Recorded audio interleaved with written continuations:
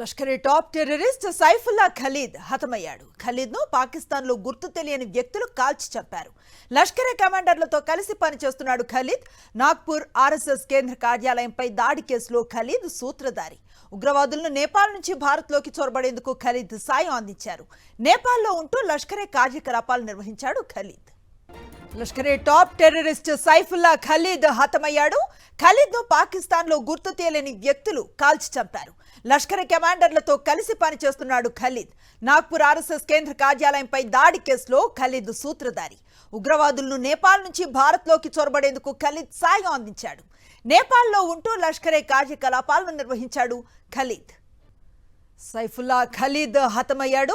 Screen పై చూస్తూ ఉన్నాం. ఇతను లష్కరే టాప్ టెర్రరిస్ట్ గా తెలుస్తోంది. ఖలీద్ ను పాకిస్తాన్లోనే గుర్తు తెలియని వ్యక్తులు కాల్చి చంపారు. అయితే లష్కరే కమాండర్లతో కలిసి పనిచేశాడు ఖలీద్. నాగ్పూర్ ఆర్ఎస్ఎస్ కేంద్ర కార్యాలయంపై దాడి కేసులో కూడా ఇతడు కీలక సూత్రధారి. ఉగ్రవాదులను నేపాల్ నుంచి భారత్లోకి చొరబడేందుకు ఖలీద్ సాయం అందించేవాడు. నేపాల్లో ఉంటూ లష్కరే కార్యక్రమాలను నిర్వహించాడు ఖలీద్. పూర్తి సమాచారం మా కరెస్పాండెంట్ వెంకటేష్ అందిస్తారు. వెంకటేష్, చూస్తున్నాం లష్కరే టాప్ టెర్రరిస్ట్ అయినటువంటి సైఫుల్లా ఖలీద్ హతం అన్న వార్తని ఎలా చూడొచ్చు?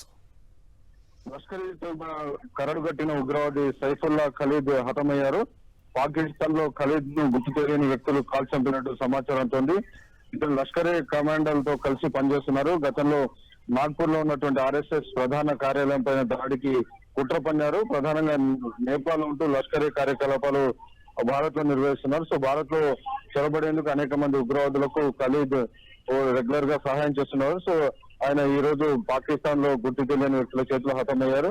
రీసెంట్ గా మనం చూసాం పహల్గాం ఉగ్ర ఘటనకు సంబంధించి ప్రధానంగా లష్కరే తోయిబానే పెద్ద ఎత్తున ఈ ఉగ్రవాదులను దేశంలోకి ప్రోత్సహిస్తూ పెద్ద ఎత్తున కాశ్మీర్ లో మారణ హోమం సృష్టిస్తుంది. ఆపరేషన్ సింధు ద్వారా ఇప్పటికే పెద్ద ఎత్తున మురీద్ లో ఉన్నటువంటి లష్కరే ప్రధాన హెడ్ క్వార్టర్ ను ఇప్పటికే ఉగ్రవాదులకు సంబంధించినటువంటి అన్ని కార్యకలాపాలు జరుగుతున్నటువంటి హెడ్ క్వార్టర్స్ ను భారత సైన్యం ఆపరేషన్ సింధూర్ తో కూల్చివేసినటువంటి సందర్భం అని చూస్తాం. ఇంకోవైపు రీసెంట్ గా 8 మంది లష్కరే తోయిబాకు సంబంధించినటువంటి ఉగ్రవాదులను కూడా భద్రతా బలగాలు కాల్చి చంపాయి. సో వరుసగా ఉగ్రవాదుల పైన భారత ప్రభుత్వం పెద్ద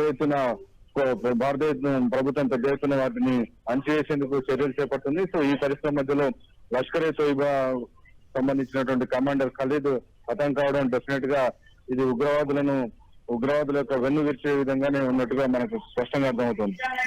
థాంక్యూ వెంకటేష్.